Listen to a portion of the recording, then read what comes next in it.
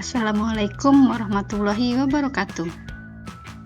Salam dan bahagia Bapak Ibu Guru Penggerak. Saya Eni Sugianti dari SMA Negeri 20 Rimau, calon guru penggerak Angkatan 9 Kabupaten Banyuasin. Kali ini saya akan memaparkan aksi nyata modul 1.1 tentang penerapan filosofi Ki Hajar Dewantara. Selamat menyaksikan.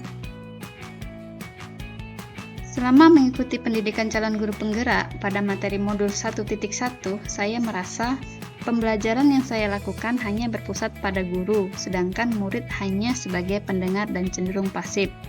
Padahal seharusnya pembelajaran yang saya lakukan adalah pembelajaran yang berpusat pada murid dan menuntun murid sesuai dengan kodratnya, yaitu kodrat alam dan kodrat zaman.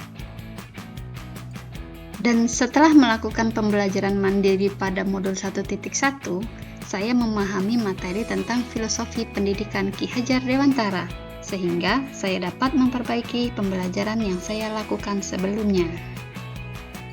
Filosofi pendidikan menurut Ki Hajar Dewantara ini menyadarkan saya bahwa memberikan pendidikan yang menuntun itu sangatlah penting dibandingkan hanya sekedar mengajar dan memberikan ilmu pengetahuan saja. Selain itu, saya juga harus dapat menjadi contoh dan teladan yang baik bagi murid. Kemudian, ide atau gagasan yang timbul sepanjang proses perubahan yaitu 1.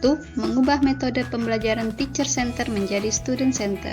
Yang kedua, menciptakan pembelajaran yang menyenangkan. Dan yang ketiga, mengembangkan pembiasaan pendidikan karakter dan budi pekerti yang berkelanjutan.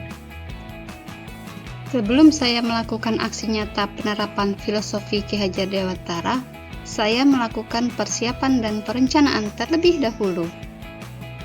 Berikut ini adalah rangkaian pelaksanaan aksi nyata penerapan filosofi pendidikan Ki Hajar Dewantara yang saya lakukan. Saya berdiskusi bersama rekan sejawat dan kepala sekolah dalam mempersiapkan modul ajar yang akan digunakan saat pembelajaran. Sedangkan untuk pembiasaan pendidikan karakter dan budi pekerti yang berkelanjutan, sekolah kami melakukan kegiatan sebagai berikut. Upacara bendera setiap hari Senin dapat menumbuhkan jiwa nasionalisme dan disiplin. Kemudian, Jumat sehat dan Jumat bersih. Kami melakukan senam bersama, kemudian bergotong royong membersihkan lingkungan sekitar sekolah.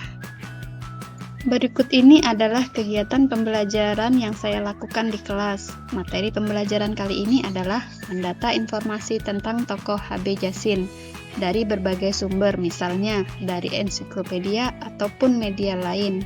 Dan sebelum melakukan pembelajaran, saya melakukan doa bersama dengan peserta didik terlebih dahulu untuk menumbuhkan sifat religius.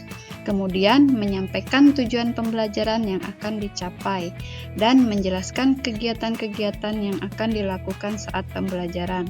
Selanjutnya, peserta didik secara aktif melakukan pembelajaran dengan berdiskusi dan berkolaborasi bersama kelompoknya masing-masing di perpustakaan, agar lebih banyak melakukan literasi untuk menambah pemahamannya terhadap materi pembelajaran. Setelah melakukan diskusi, perwakilan kelompok menyampaikan hasil diskusinya di depan kelas secara bergantian, sedangkan kelompok lain bisa menanggapi, baik itu berupa saran maupun kritik.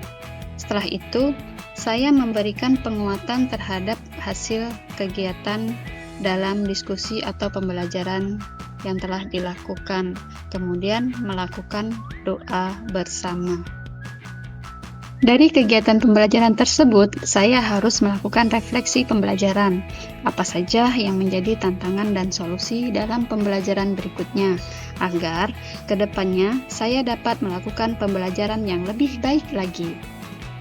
Adapun tantangannya adalah sebagai berikut. Saat melakukan diskusi kelompok, masih ada beberapa peserta didik yang tidak mau bekerja sama. Mereka hanya diam dan mengandalkan teman saja. Selain itu, masih ada beberapa peserta didik yang malu-malu saat presentasi di depan kelas. Solusi yang dapat saya berikan yaitu melakukan bimbingan pada peserta didik tersebut dan melatih peserta didik untuk berani berbicara di depan kelas dengan membiasakan kegiatan yang serupa.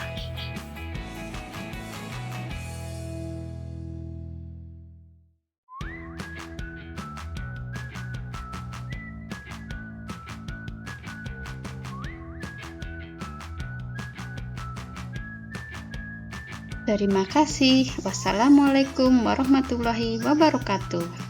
Salam dan bahagia.